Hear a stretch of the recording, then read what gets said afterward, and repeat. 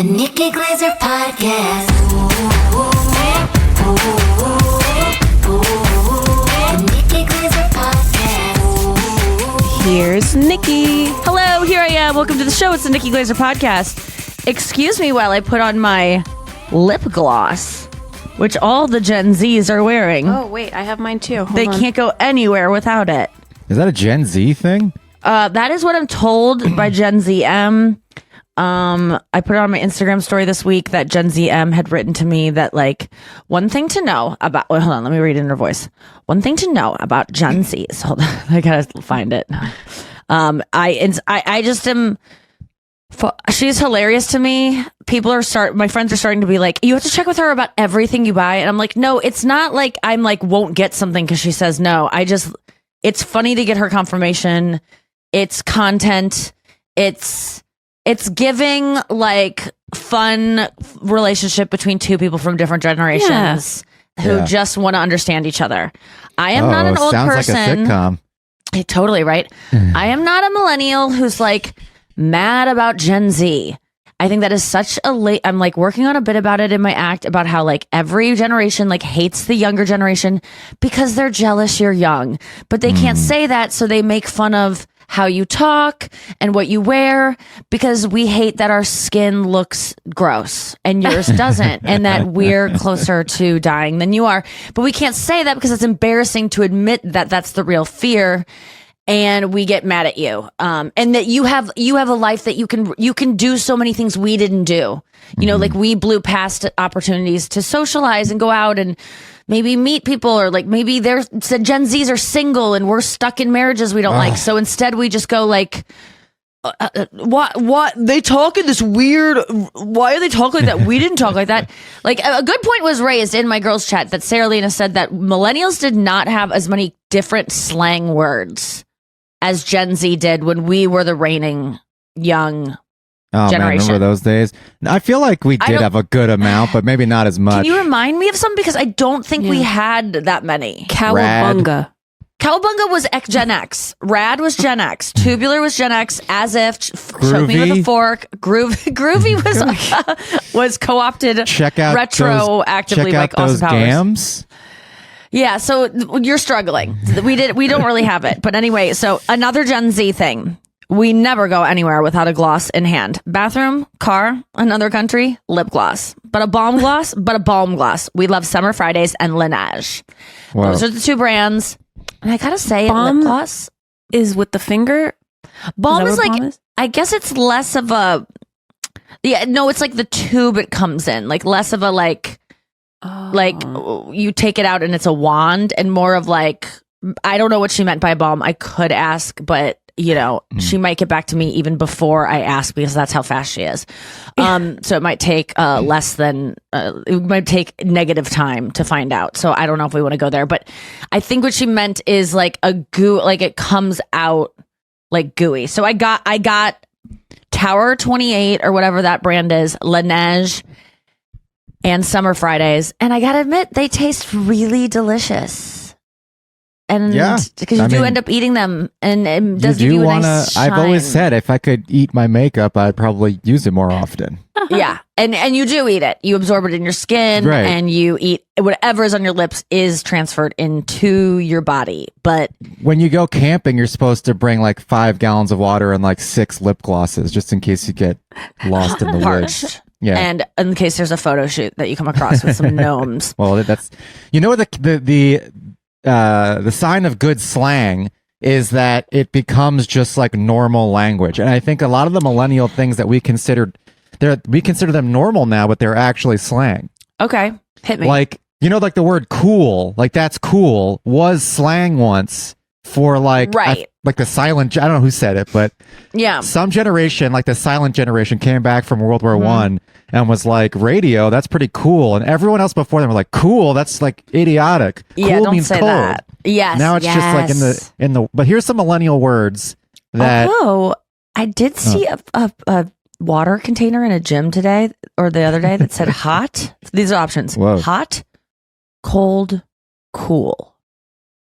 Okay. What do you make of that? It's a little too much. Like it was a container?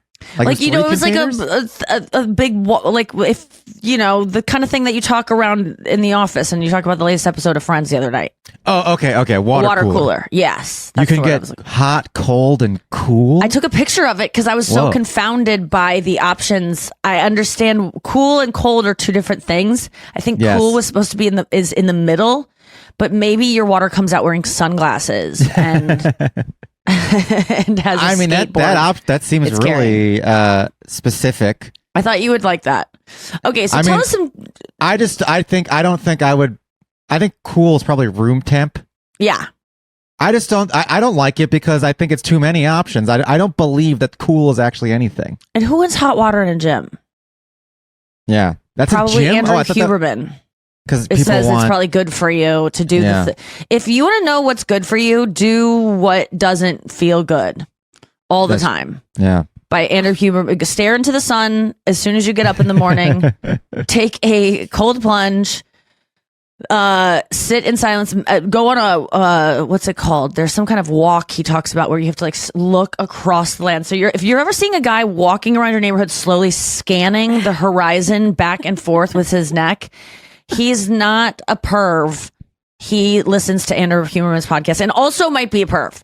And it just fits the protocol. But I was listening to like what you have to do in the morning to feel good, Oh, your God. best by his protocol, which it's not insane, but you do have to stare at the sun for 15 minutes in the morning. He says stare at the sun? Yeah, you need to get sunlight in your eyes. You What? can't wear sunglasses. You have to go Yeah, that's- outside and just get full Science vitamin has D. told us that that's bad for you for like 1,000 years. Yeah, even on an eclipse, get it in. Get it in. You'll be Staring at blind, but is you'll this for feel real? better. Are you serious? No, it's totally true. But listen, Andrew, he's telling us people okay, to go after you outside. read us millennial phrases, look up Andrew Huberman protocol for your daily life. But I do want to hear millennial phrases because here's Yes, the thing. okay. You're right. They do become a part of the way we talk. And that is why I'm obsessed with Gen Z phrases, is because I think some of them are fucking awesome. And as soon as they inject themselves in my brain in a way that becomes like I don't have to think that I'm doing it, I'm gonna be set to describe so many new things. Mm-hmm. For instance, like this new thing of like saying dead, I'm deceased, call Tyler Henry, like get 7 of my friends to carry me into a grave. Like that, just like those different versions of saying you are passed on. I like it. Sure. I like it. And I think Are we it's going here to to talk stay. about that? Oh, Tyler Henry. Yeah, we can Yeah. definitely talk about that. Okay. Okay. So run us through. Okay, so here's just a list that I millennials. found on the internet. And by the way, we're old millennials, or at least I am. Brian, you're a few years younger. Well, Bay, I'm old. I'm the oldest. Oh yeah, you're the old. Okay, so these So might I'm seem young to us. decrepit. Bay, Gay? BAE. Like Oh, You're Bay. my Yeah, bae. that actually was good. Good job. Yeah. That came Do you know and what went. that stands for? well, I see it. No, actually, no. Before anyone else. Okay, that sucks. Okay. Yeah. All right. Basic. Basic. Okay. Yeah. Yes. Oh. Very good. Love basic. Really. What a great word that didn't have a way to describe that before. I guess you could say, but no. Basic is lame, boring, pedestrian. But basic is just really, yeah. It That's really good. I like it. encapsulates what we want to say. It's because it has a little bit of an insult attached to it. Yeah. Yes. Something's basic. It's the Yeah, lowest basic cable. form. Yeah. Yeah. No one wants that. Adulting.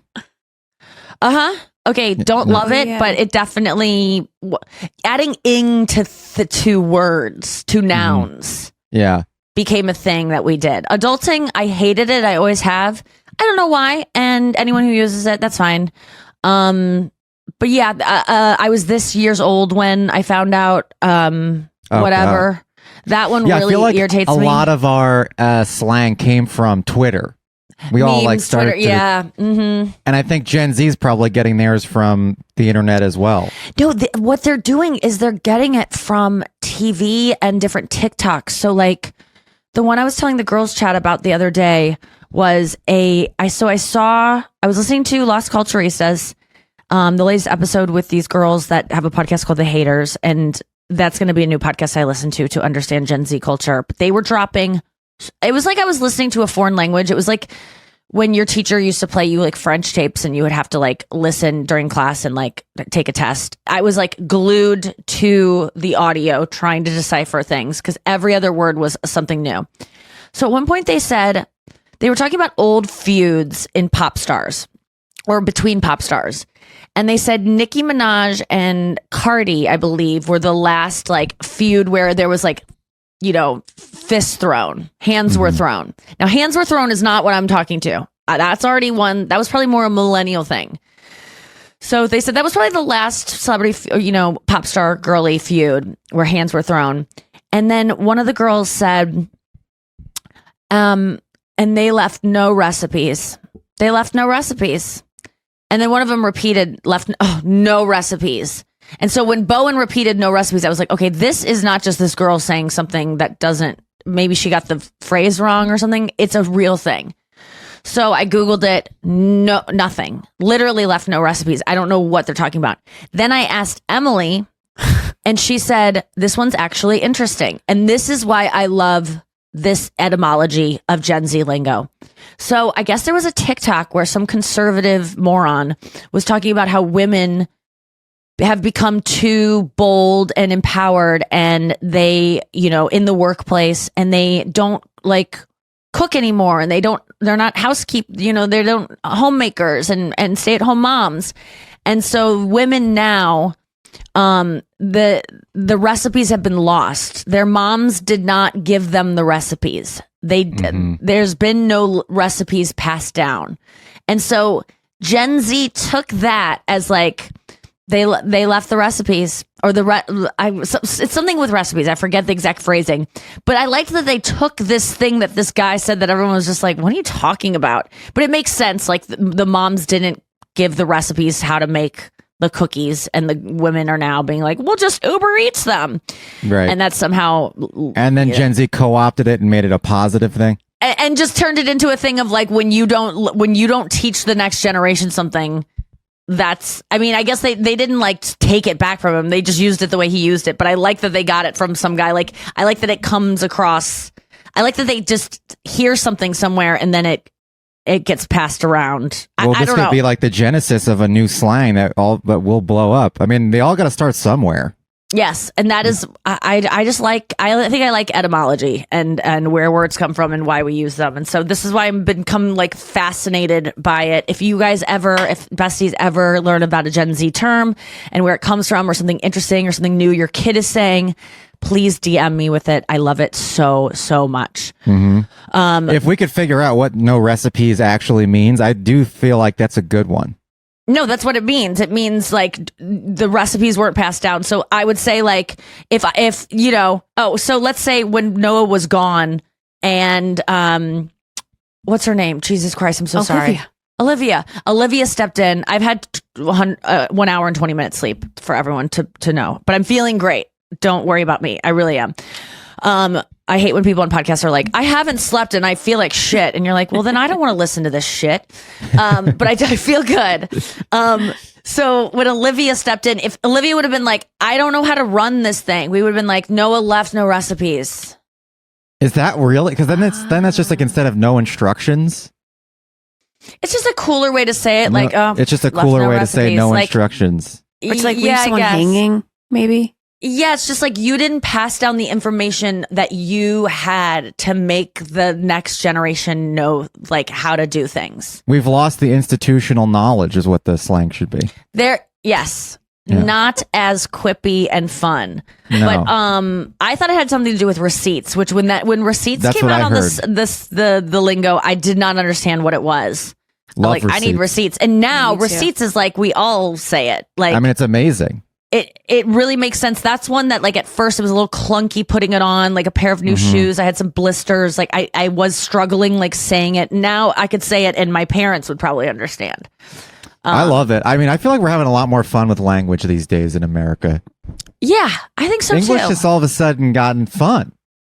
I mean, let's talk about This Is Your Country, the special that Brian show ran, Tim Dillon's This Is Your Country, cracked the Netflix top 10. It did for 2 days. For 2 days, which An is incredibly huge for a comedy special. This week, I mean, this is maybe the most competitive week I've ever seen on Netflix. Number one, sweeping the nation, is the Adam Brody, Kristen Bell rom-com, Nobody Wants This, which has been at number one for a long time. Mm-hmm. Everybody loves that show. Mm-hmm. It's the nation thirsted for a rom-com. Mm-hmm. The only because Hollywood stopped making rom-coms that were good.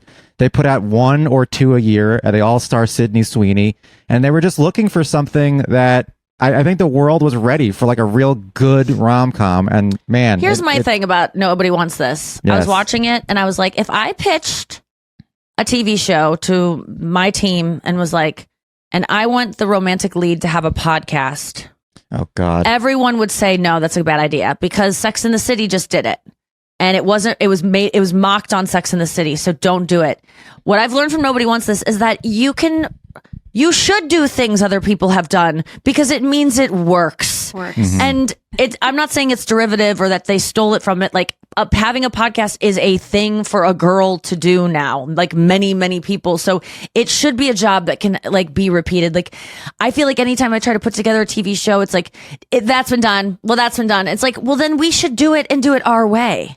right? And it's fine, but I was just kind of like fuming, and there was some blood coming out of my ears from the thought of like, now I can't be a podcast co-host on the show that I pitch, even though that is what I would want to do. But guess what? Yes, I can. I'll do it again. I don't give a fuck. But I think it's a really cute show. I'm really enjoying it. I've made it 2 episodes in. And I just don't have much more to say about it than that I'm watching it with a lot of jealousy because Did you watch the OC? I wish I wrote this. Yes, I did. So were you an Adam Brody fan? Hell yeah. I was always a Brody boy. I never was into the other guy. He was too bad. He was too quiet. He was too subdued. Adam Brody was funny, and he seemed to pine for Summer's character, which is always an attractive quality when the guy's not trying to be too aloof. Mm-hmm. And I like Brody now. I like him now too. I think he's very charming. I think they have great chemistry. And Kristen Bell, I'll watch that girl do anything. I love her face. I love her facial expressions. I love her acting style. I love Justine Loop, I think the name is, who plays her sister. I love his sister, played by, why now I can't think of her name, even though she's my friend. The really caustic one. Oh my God, I'm so sorry that I can't remember your name right now. She dated Kyle Dunnigan and Root Glassman. She's Jackie. Jackie. What? God, this is a really bad example that my brain isn't working because she's actually a friend of mine. And Jackie Tone. And she's the best name ever, Jackie Tone. Right, right. She's so funny in it. I think it's great. So yeah, that was, everyone's been watching that. Yep. And my feelings are just jealousy that like, oh God, this is the only show on Netflix that I could see myself having pitched or being able to write. And I feel like I missed the boat. But you know what? I don't want to make a show, or I would. So just let them have success. And I'm happy for everyone involved. And I'll keep watching and not make it about me. So tell me, then when there's Love is Blind. So yeah, so number one was that, Sweeping the Nation. And then the day after This Is Your Country came out, the Love is Blind season 7 came out, and that was obviously going to take up the top 5. Also, enough of that show. Enough. We don't need any more. These are all failed couples that will never make it. The experiment is over. It doesn't work. Everyone regrets. No one.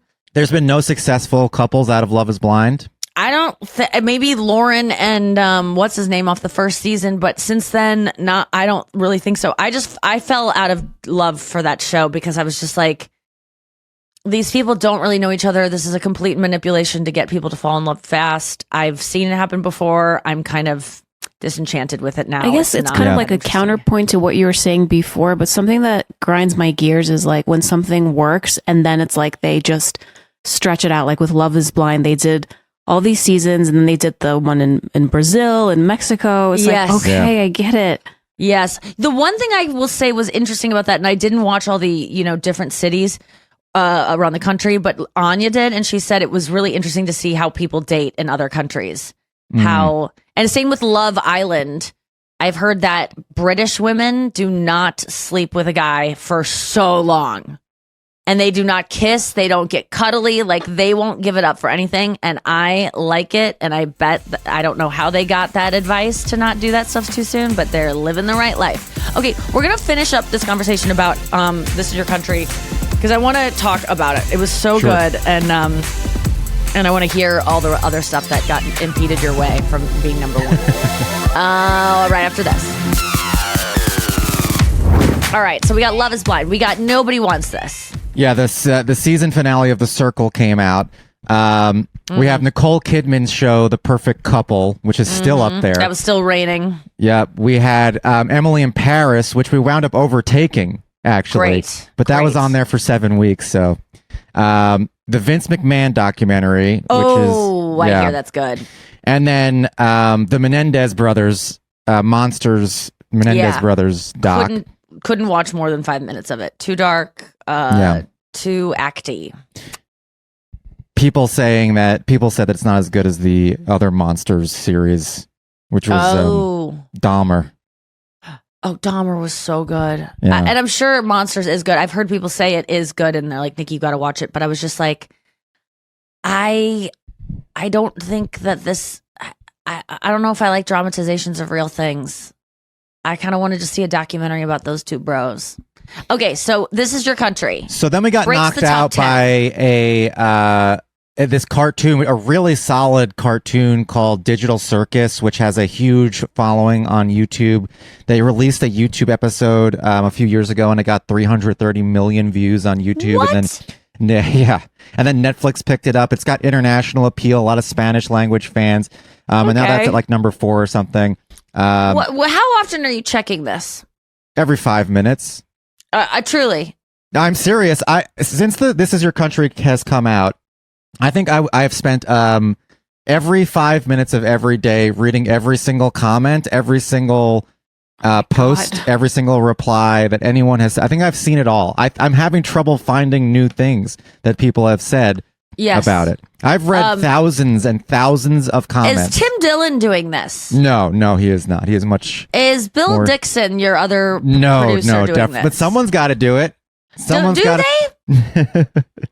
Well, I'm learning a lot about reading these comments and reading all the reactions and things like that. I'm sure you're learning some new slang. I mean, is it making you happy? There are some. So the response is overwhelmingly positive from regular people on the internet. There are certain little hellholes of the internet where people have such extreme opinions. It's mind-boggling. Yeah. And then every once in a while you see someone who has a good note that I'm I would take that note if we got more episodes of this. That's where you get But I love seeing all the comments. I'd say the overwhelming number one comment that we get is... Let me guess. Yeah. More Tim. No. Well, I guess in a way it's more Tim, but that's not the people were fake. Well, which they weren't. That's not the number one comment. That is, I would say, something that people are discussing, and people... it's interesting because people who say they don't like the show tend to also say that the people were actors and they were improvising, and that it was a sketch show, which is so frustrating and so annoying because it was not a sketch show. It legitimate. No. They just don't. They can't accept the fact that Tim sincerely tried to make a talk show with real people. Right. Okay, so what's the number one comment? Number one comment by magnitudes, orders of magnitude is, we want more episodes. Yes. Why is there only one episode? Is this seriously just one? Yeah, people were confused by that. They were like, are we getting a new one next week? It does feel like that. That's obviously what the show is right. There is to be more. So hopefully that's something that's in talks. And I came to this realization for the judging this show is really difficult because imagine it's a talk show. It's a daytime talk show. Imagine if the Kelly Clarkson show just released one episode. and then you had to like review it. Well, do you know the first episode of every TV show is awful? Not that this was so funny. I had the best time at the premiere watching it with like a huge room of people. Yeah. That was so fun. That was so cool. Thank you for coming to that. By the my way. God. Well, it was so fun to watch at the Improv. It was the premiere party kind of thing. And Tim did stand up to introduce it and was so funny. Yeah. As always, my favorite. And then he introduces it, and then I got to sit with right next to Brian and Allie, his wife, and then Bill, my great friend who also worked on it, was in the room, and Tim was miles away having dinner with a group of people because he, like me, I would want to get the fuck out of. Like, I don't like to. It would be my worst nightmare to screen something that I was in and watch people react to it. But it you know, if I would have watched it on my laptop at home, not as many laughs because I was just like. You know, I would have been studying it and distracted. I was just like locked in, and it felt so good for me to see it kill so hard with people were fucking loving it. That was, I think it was really good for all of you to see. Yeah, it was really good. We had definitive proof that people liked it, and everyone we screened it for said they loved it too. And that is the overwhelming consensus of the comments online. If you look at like. You know, obviously there's haters everywhere, and that's what I focus on. But if you look at like the comments on Instagram, the comments on TikTok, everyone's just like, I love this. This is amazing. What a great concept. And yeah, I'm very happy about that. But the one thing I was going to say that I learned, the woman's voice, that's like, are you serious? Are you serious? Are you serious? Is so grating to me, but also so funny. And her husband guy was so ridiculous. And my favorite part was him describing hamster combat. And my favorite thing about Tim is that he's on everyone's side initially. You know, like he's rooting for these people who are bad people. And he likes that they're bad. He's like, he will tell them you're the worst person I've ever met in my life. But then he is encouraging and sweet. And like, you know, there are little parts that I loved, like when the bigger girl was on and her mom. So this girl is like, my mom is like meddling in my life. And like, she's constantly monitoring what I eat. And she's like a girl was like a plus size girl.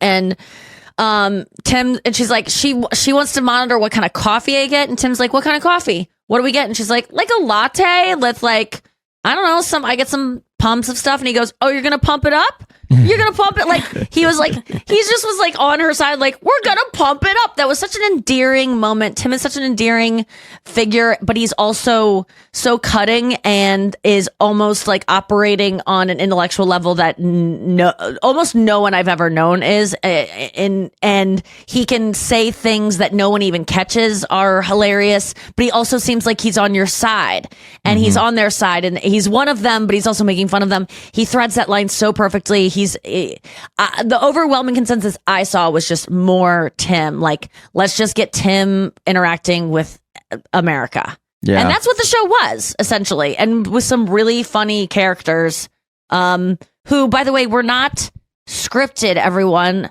Do you guys know how reality TV works? This is how it works. People come in with a story, and before they go out, producers tell them, here's the best way to tell the story. So sometimes they seem a little bit like they're trying to remember how they were told to say it, which is not it's not scripted. It's just like, hey, we need to get the cold context of this in order for this to work for the show. So I think sometimes even on F-Boy Island, same producer, the guys would explain themselves in a way or that seemed like they were trying to remember a script in their head. Mm-hmm. But it's really about what the producer told them. Like, in order for this to be as clear as possible for people to understand your story, we're not adding to it. We're just telling you, like, let's say it in this order, perhaps. Yeah. And I think that's where they look a little bit like deer in headlights. Oh, I'm going to fuck this up if I don't get this right. I'm saying this a way I maybe wouldn't say it. But by no means is anyone ever told what to say. All the stories were totally real. Oh, absolutely. Totally real. Like the guy that proposed, he said, I want to propose. That was so funny. Okay. You know, the guy did lose $200,000 investing in NFTs. He wanted to come on the show and confess to his wife because he's a fan of Tim Dillon, and he thought saying it on the show would soften the blow, which I bet it did. Yeah. Um, And she seemed to forgive him. she seemed to forget. I mean, she was definitely pissed. It was so funny when she walked out and was pregnant. It was just like such a nice reveal. You guys like killed it. I was just so proud of you that night, and I was like texting with Brian afterwards, like, you can't deny what just happened. Like, it killed in the room. You can't deny it. Like, it's a success.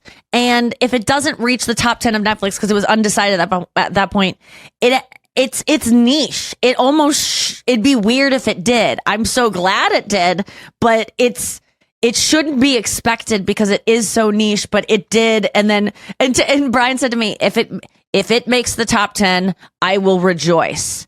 That is all that matters. And then it reached number 10 and I go, are you rejoicing? And he was like, well, not quite yet. And I'm like, no, you said you would. No, I didn't rejoice. I still haven't rejoiced. I have high expectations and high hopes for things I do. And if they don't reach, the only time I've actually ever been happy after a thing was the roast. Was the roast. Yeah.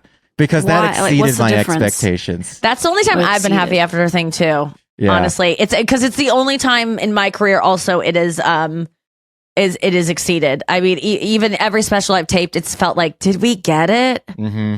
I don't know. And maybe like a couple Conan appearances. I was like, I couldn't have done better. But you're right. It set a bar for our lives. That magic was made that night. It was not all on me. Not even close to all on me. It was just like a lucky night. But I think overwhelmingly this is a huge success, and I hope you're letting some of it in. Yeah. No, I am. And if you haven't watched it yet, please go watch it. But whatever you do, don't hit play and watch it for 5 minutes and then stop it. It's better that you don't watch it at all instead of that. We talked about that. That's why I haven't watched it yet, because I literally only had like 4 minutes to watch it with the baby and stuff and family. So I was like, oh, I can't start it because I'm gonna ruin the algorithm. I mean, I was with a new postpartum mom this weekend. I was with Kirsten in Kansas City, and like, your tits are like the number one concern. Like, your tits filling with milk, leaking milk, being needed to milk, it is like it's like having a sick dog. Your tits are sick dogs that you constantly need to be monitoring. Cannot leave alone for making little even messes. 45 minutes without making little messes. You're gonna have to put like just a patch on it because it's bleeding everywhere or whatever. Like, your tits are like a huge concern, and it seems so annoying to always have to pump everywhere and all the time and have them like filling up and being like, oh God, they're gonna blow. That seems like it's so exhausting. I couldn't imagine watching a Tim Dillon show. It's supply and demand. That's how it works. Yeah, like when it does work. That's what you were saying. Mm-hmm. I would be mixing in formula ASAP if I was a mom. Like, I just couldn't. It's too much. It's a sick dog, and I would wanted that dog to be healed. But it's how crazy. long do you have to deal with that for? Up to a year or more if you're weird. It really depends on what like is the situation. I mean, 7-year-olds are sucking on tits. Like, there's some women that go to like 4. Wow. Yeah. That's because as long as they're sucking, we'll produce it. Oh, I see. Yeah. It's a supply and demand situation. Supply and demand, exactly. Yes. Well, I saw a movie or a TV show or something where a woman's baby was taken from her or something, and then she was like lactating, and people felt really bad for her because she had no baby to. Does that happen? Some women will donate their milk also. There's such thing as donor milk. Oh. Mm. I can't believe we all came up on formula and no one questioned it. And now it's like, it's truly insane. If Kirsten was like, if a little droplet of milk falls, it's like, it's liquid gold. And moms were just shaking up formula left and then what right. would they do with their actual Well, they breast stop milk? Producing it because they're not using it. If you don't use it, you lose it. Yep. How much could you sell your breast milk for? It's donor, so you don't sell donor. it. You can't donate sell it on the black market. It's like child porn. No offense, but that is the way child porn is. Like, no one pays for it. They all just are like feel bad for each other, and so they just like give it to each other. I know that's a weird thing. How to did drop, you find that out? Because of all the podcasts I listened to. That was one of the most fascinating things. That was like, no one pays for child porn because they're all like, dudes, we are the most weird people in society. We got to help each other out, and so it's all just like, they all get in these dark web kind of forums, and they earn kind of seniority, and then the ones at the top get the best, quote unquote. It's just so sick. But I was shocked to learn there's no money in it. Wow. Yeah. And so I go, what am I even doing this for? What was Epstein doing? Just, I mean, I'm like, the Diddy stuff, nothing's really coming out of that camp. I've been waiting, you know. And by Curiously the way, quiet on the Diddy front. You think there'd be something is interested in pedophiles. Stop making me feel weird about being interested in hearing and reading about pedophiles. Everyone is chomping at the bit for Diddy stuff. Yeah. Which is some of the craziest shit you will ever hear. That is so morbid and so disgusting. But people are like, people can't wait for more stuff to leak. And so don't come at me for being like kind of intrigued by this stuff in a sick way. And I'm not saying that either of you are saying that. I think that everyone is a pedophile. Like, I don't know, like my pedophile radar is like so totally up right now that I have a baby. Oh, Yeah. really? Like, why do you want to hold my kid? Why? Why do you want to change her clothes? Why do you want to change her diaper? You know, it's like everything is like very questionable. Even women, or is it just men? Everyone. Really? Besides me and Avi. Do you think that's a common fear? Because I don't remember moms feeling that way. Like, moms are just always handing babies off. Or is this like a new thing coming out with all the news of like how there are so many? I mean, I don't know. I just know it's my thing. But I don't know. I can't answer that question. I think you're smart. Honestly, why not err on the side of caution? It's crazy how much stuff that's percolated throughout, because it's not like there's more pedophiles now than there was, but like like if you talk to like your parents' generation or something like that, like back in the 50s, they would just let like, they were so naive. You would have your kid could get picked up by like a neighborhood guy who would drive you back home from school or whatever, and that was fine. Yep. Oh, I'm constantly getting picked up by other people, parents said. And my dad told a story once that he got approached by a guy when he was little that was obviously a creep that wanted to do stuff to him, and was like, "Hey, kid, get in the car," like a classic situation like that. And he was like, "You want to go? I have baseball equipment. You like baseball? Because like every kid liked baseball, I guess." And he's like, "Do you want to go watch baseball? Something about baseball?" And my dad was like, "Nah, I don't really like baseball." So my dad's like lack of interest in baseball like saved his life. He was just like, I don't really want to do like, so the pedophile picked like the wrong thing for my dad. Well, he picked music. Wow, he should have had options. He should have been like, "Do you want to go look for arrowheads or paddle aimlessly down a river?" Yeah, so he that's put all like his stock in baseball. If he just had different equipment in his car, he should have at least had 3 sports in there.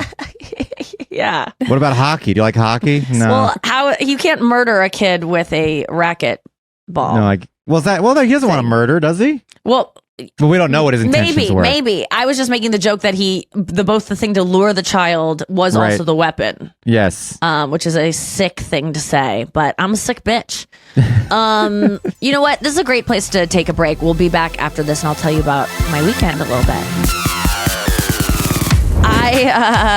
I did, what did I do this weekend? I did so much this weekend. Friday night, I was in Windsor, Ontario, which is right across the river from Detroit. I did not know that Canada butted up to Detroit very closely.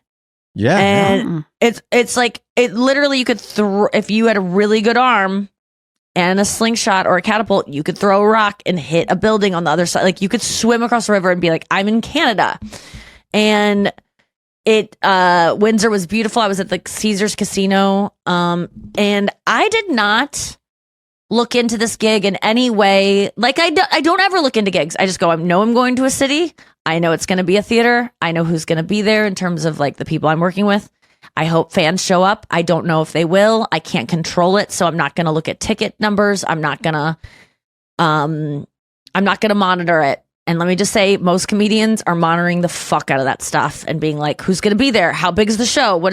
We walk into a venue And, I'll walk in with my openers and the people will usually be like, do you want to see the stage? And it is a resounding yes. And then I just keep walking to the green room. I don't want to, I don't want anything to come in that will make me nervous about it. Oh, I think that's it. And also I kind of don't care. Like nothing's going to change my performance. Is it all the same to you at this You've point? been doing like it every for so stage? long, so many different venues. It's like a blur. I would like to say that, but I know people who have been doing it long too, and they're still interested in like, wow, look at the drapery or look at the architecture. Like I will perform in beautiful venues, but because I'm out there doing stand-up, I'm distracted, so I can't really take in the ceilings and stuff. But everyone knows I'm not really into looking at buildings anyway. I heard like Bill Burr, when he goes to a theater, he does that. He goes, look at the drapery. I'm sure he like steps out and goes, wow, look at, this is a beautiful place, but maybe not. But I will say that I did not at this location, and maybe I should have, because I did not look at the capacity of it. And I stepped out, and it is so many more people than I've ever played for. Wow. It How was many? like, it was 5,200, I think. Whoa. Sold out. And I'm usually playing to like 1,700s. Which is so many already. 2,000. Yeah. And then a couple 3,000s here and there. And so for this to be, I was like, what the fuck? It was like a surprise party. It was like an intervention for everyone to let me know that I'm famous. But that didn't throw you off when you stepped out there, that right? I need help. No. If anything, it lit me up. It was like, oh my God. Like I felt like such gratitude and was like just energized by it. It was so if you exciting. went out beforehand and saw the number of seats, you wouldn't have gotten that boost. Yeah, maybe not. Like maybe I would have gotten the boost when I saw the seats and been like, and the guys would have been like, it's sold out. I would have been like, like maybe I would have had the boost before, but I had a new opener come with me because I didn't want to bring the whole crew to Canada because it just seemed like a hassle. So I had a Detroit comedian come over that was recommended to me. Her name is Camilla Bellario. And she was so funny and so poised and like just got out there, and I was like, oh fuck, like this is some professional shit. And I was like, I gotta raise my game, because they instantly like loved her, like she was the headliner, and I was like, what's happening? Not that doesn't, she went out cold. Like this crowd was just amazing, but also she was so good. And she played guitar. Like she would just pick up, she's a trained operatic singer. Wow. She's a folk singer. She looks like Casey Musgraves. She just gave birth 4 months ago. Oh my and God. she was back. She was so good. Camilla Bellario. Everyone should follow her. Really funny songs, but she also like is a singer-songwriter, folk singer. And, but she was backstage. We were talking about having kids because she just had her first one. I think she only is going to have one, as far as I understood the conversation. But she was saying, I was like, yeah, it's just, it's not for me. And she's like, just do it. She was like so casual about it. She's like, honestly, it's not that hard. Everyone makes it seem like it's so hard because they need to like justify like I agree. that they feel like exhausted by it. Like they want to get sympathy, so they complain that it's hard. But it's really, she goes, the first 3 months, hell, absolute hell. She was like, pregnancy, not fun. Giving birth, literally the worst thing I've ever done. She was like, it was not fun. I don't understand that when people like that process, it was the worst thing for me ever. And then the first 3 months, absolute hell.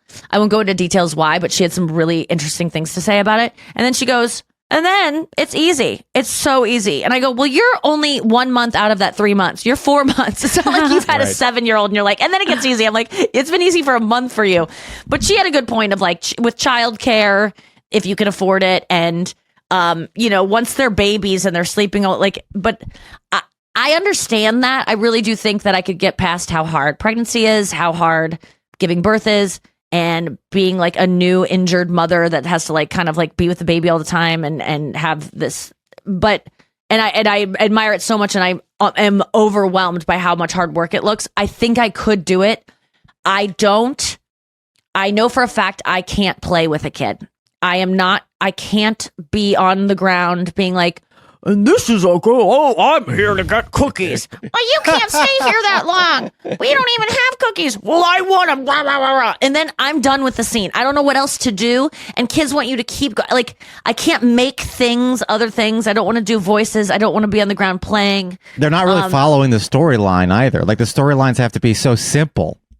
Yeah. That cookie thing is even too complicated. Like, my niece, if you did the cookie thing, she would not be able to follow it.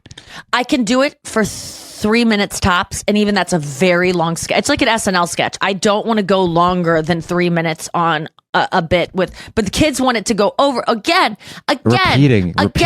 Yeah. And I know my limitations as a human being, and I won't do that. So Noah, how are you feeling about, like, are you excited to like do that kind of play? Because my sister's really good at it. She will play with her kids for hours like that.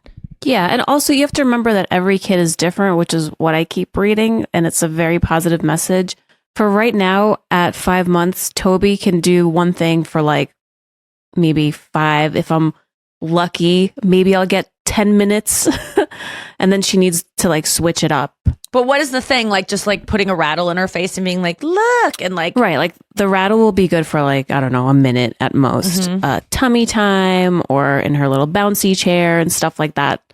So I constantly have to transition her into like different types of games. She's in like a workout class that's like 10 minutes on 10 seconds on weights. Then you go over here. Then there's recovery. Like, it sounds like a Orange Theory for babies. Like, constantly mixing it up, muscle confusion. And then I add loud music, and then she's in F45 class. Oh yeah, right, exactly. Well, how does she like music? She loves music. Yeah. She loves singing. She makes me feel like I'm Mariah Carey or something. The video you sent of her singing when she was on your lap, and she's just like in her own world. Noah's like kind of like getting some emailing done and typing, and she's like laying in Noah's lap, and Noah is like, girls, she's like singing right now. And she's just like, what was she even? It was amazing. I watched it seriously. I'm not joking you. I watched it at least 5 times because it was so cute that she was singing. I've never heard a baby sing. I even played it for Chris, and he's like, do babies do that? And I'm like, I don't think they do.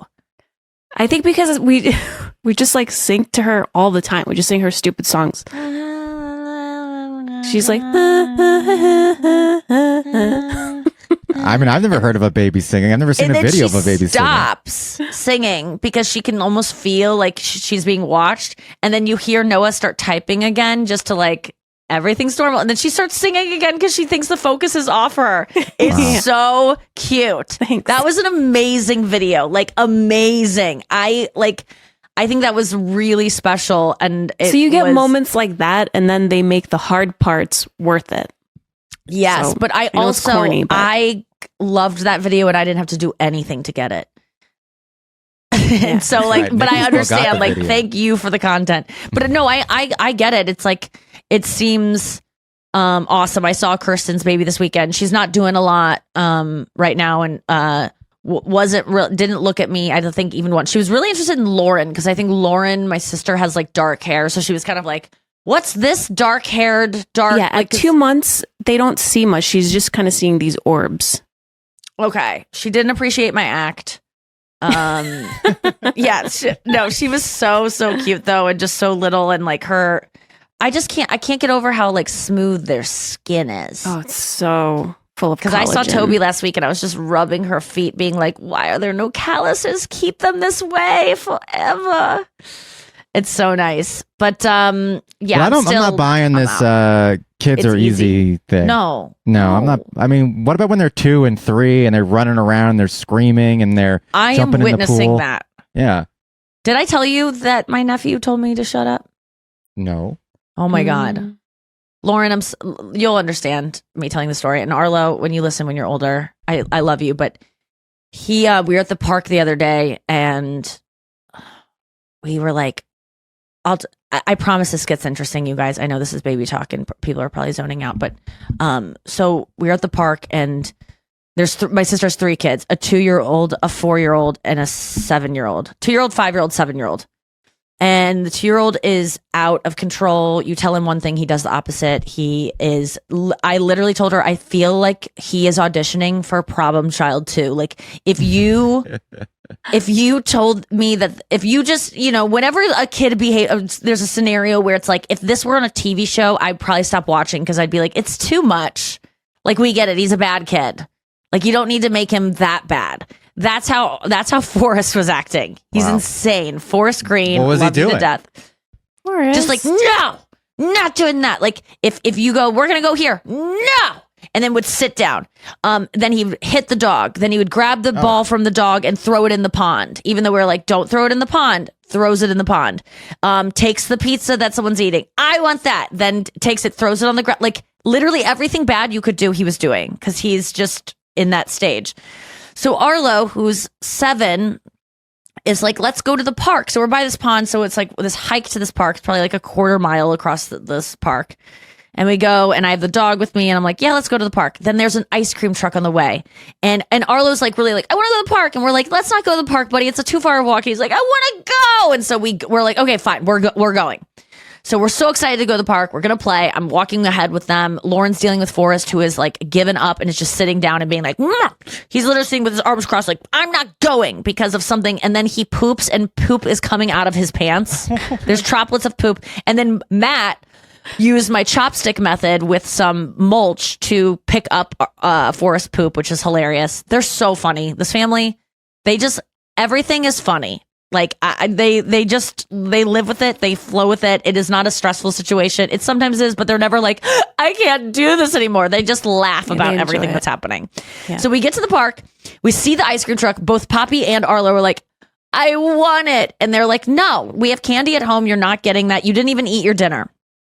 And they're like, I want it. And then they start in with this like instant fake crying, which I see through immediately. Anytime Poppy does it, I just do it back to her. She'll be like, and I go, I can do that too. It's not real. No one starts crying like that on a dime. Let's like work on your acting style to get things in life, because no one's going to believe you going from smiling to right away. So I'll do it back to her, and then she'll like look at me like so confused. So I was giving him some of that bullshit. And That's then great. We get to the park, and they're still crying, and they're refusing to play in the park. They're just like, and they're like stomping around, and there's a whole park to be played with. I have the dog with me. Final thought. These little cute girls come up to me to like be like, can I pet your dog? And then they also want to play with Poppy, which is so adorable when kids come up and are like, can I play with you? Like, so cute. And Poppy's just like, no, because she wants ice cream. And then they're petting the dog, and I'm like, oh, you know what? These are my new nieces. I'm going to talk to these girls, and they are sweet, and they want to pet the dog, and they're interested in the dog. So I'm just like, I didn't do that, but I was trying to be like, this gets rewarded. I'm like, yeah, you can meet them. Oh, she really likes you. Like, these girls were so cute. And they're looking at Poppy like she's like the cool girl because she's a little bit older than them. And Poppy's just like, mwah. And then Arlo is still just stomping around, and it's getting to the point where it's like, well, I'm gonna go because this isn't fun. And Lauren's like, Aunt Nikki's leaving. You guys are just you're chasing her away. And I was like, you don't need to make it about that. Like, I just don't want to hang. This isn't fun, you guys. And I go, Arlo, here's the thing. You just put up a fight for us to go to the park because you wanted to play so badly. And then we did it. And now we're here. And you're not even playing because you're worried about the ice cream. You ruined you initially wanted the park, and you can get ice cream at home. And I know that sometimes if you cry enough, you get ice cream. It's never going to work this time. And he's like, I'm going. And I go, well, go barter something because you have no money and no funds and no one's going to give you anything. So try to pick some rocks up or something, because maybe that guy will like exchange it for you. And so he goes, shut up. And like, I didn't hear what he said because I was still talking to him. And my sister and Matt looked like shocked, and they go, you don't talk to her that way.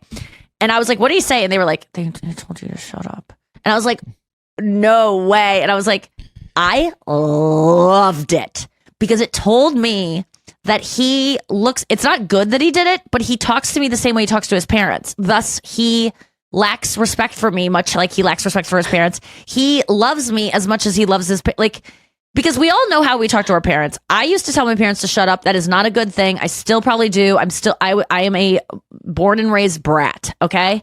I'm having a brat summer. I'm having a brat life. and I was a brat to my parents, I would tell them, shut up. I would be like, I hate you. I would storm off. I would say things that I remember my friends witnessing and being like, I could never talk to my mom that way, because I wasn't scared of them, because they didn't actually like punish us. And I didn't respect them. I was a bad kid. But God, I would have never talked to my aunt or my grandma and grandpa the way I talk to my parents. It is a different thing entirely. Or my teachers, ever, ever, ever.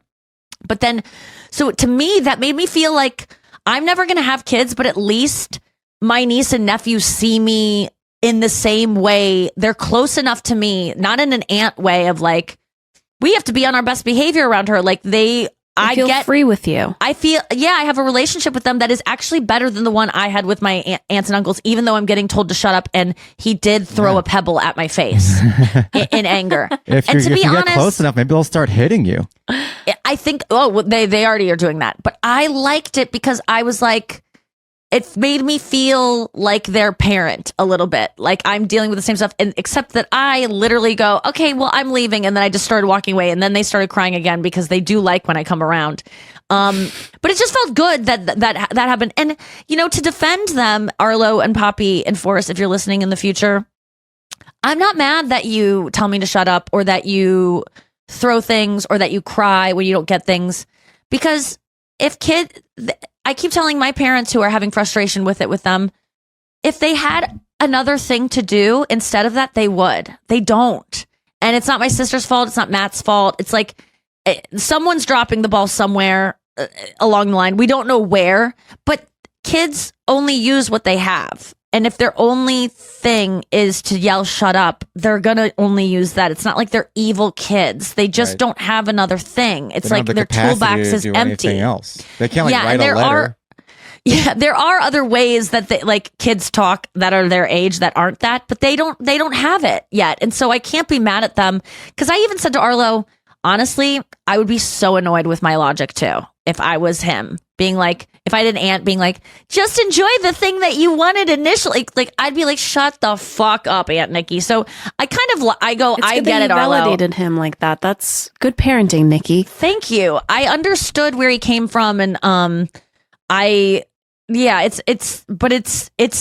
is not easy. That is all I'll say about it. It is not easy being a parent. Shout out to parents of young kids. Like, I see you. I want to hear your stories. If you have any tips for how my sister can get her kids to not disobey, it's really hard because, it's like either having 3 kids screaming, crying for hours, or you give them the cookie they want. Or even if they're not part. screaming and crying, even if they're just sitting in a carriage, it's hard. Like when my brother took my niece to the park, you have to pack like you're going on a weekend camping trip whenever you take the baby out of the house. Yes. You have to apply sunscreen like every 10 minutes. You have to make sure that they have a little juice pouch or whatever those things are. You've got to have little naps and wet wipes, and because Brian is so funny. We will be in the middle of a very important meeting with executives, and we'll be looking at a new space where we're going to be doing this live show and meeting these people for the first time. And Brian's like, yeah, I've got a question. He opens his fanny pack and pulls out a bag of nuts and is popping nuts while he's talking to these Amazon executives. So you loved bagged nuts. You always have a bagged snack. Sure. I feel like you would be good at being a parent because you have good supplies on you. Sure. I didn't even realize that was. It wasn't a thing that I was like, Brian needs to clean up his act. I was just like, I want to be more like this, where it's I've just moved past the idea that anyone's important. Oh, get me there. Everyone's a human being, and at the end of the day, I'm sorry I said that, but ultimately, everybody was a little baby in a carriage telling their aunt to shut up. And now they're just here for whatever reason. Yes. And whenever I meet someone who's supposedly super important or whatever, I try to talk to them like they're just another human being. And that just eliminates this whole facade that we're all putting on. Obviously, there are certain people who are more touchy than others, and if you have to walk on eggshells around certain people. Yeah. But when it comes to meeting important people, I just feel like you're just a guy who got a job. You're just a guy who's good at a sport. Yeah. And you're good at a sport because your body was born that way. And you like, it's just, there's nothing. It's really funny when people are treated like royalty because they're good at acting. What? Right. But every person that is treated like that is because they are making people money. It's only that. That's true. No one actually likes them more because of any other reason. Yes, there are people out there like Adam Sandler who both make people money and are nice people that people like to be around or whatever. But ultimately, no matter how nice Adam Sandler is, it does not matter if he's not making people money. People would not want to be around him as much. Like, people are upset. You can break down any person in a room, and I'm in a lot of rooms where it's very clear who's the most important person. And I'm a person that has started making people money, and I see how much more people laugh at my jokes and like everything I say. And it's because I make them money. It's just it's really pathetic when you think about it. But that is it can get distorted too. That's worth now. You might not trust how people react anymore. Like eventually, everyone's giving you positive feedback because they fear. Oh, Deborah Vance, season 3, hacks. She's right. on stage just doing premises, and she goes, "Why are you laughing?" Because she's so famous. Yep. And that is something that a lot of people go through as comedians, where they just get so famous that anything they say gets a laugh. And then eventually people catch on and go, You're not funny at all. All right, we got another episode to do that will come out tomorrow on the heels of this. So you'll hear more of this conversation right after this, meaning tomorrow. Thank you for listening, besties. Tour dates coming up, Hershey, Pennsylvania this weekend. Somewhere else, Wilmington? Am I going to North Carolina? No, I'm after sorry. Hershey, Pennsylvania, you will be in Fort Lauderdale. Whoa. Will you, though? I don't know if you will.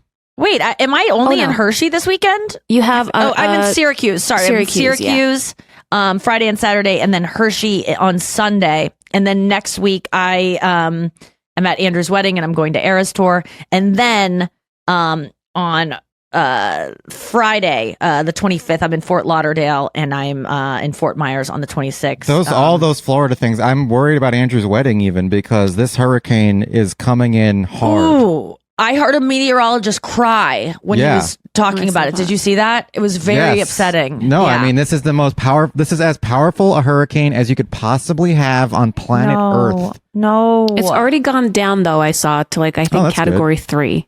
Oh, really? Still. It went down? Is You know- this rude that I just worry about the birds and animals that don't know what's going on and can't pick up their nest and The go, birds I'm are going all to go stay flying with away. my aunt in The Georgia. birds fly away. But they leave behind their babies. You can't fly with your babies. That's true. The babies are going to go, but that's true. It makes me, I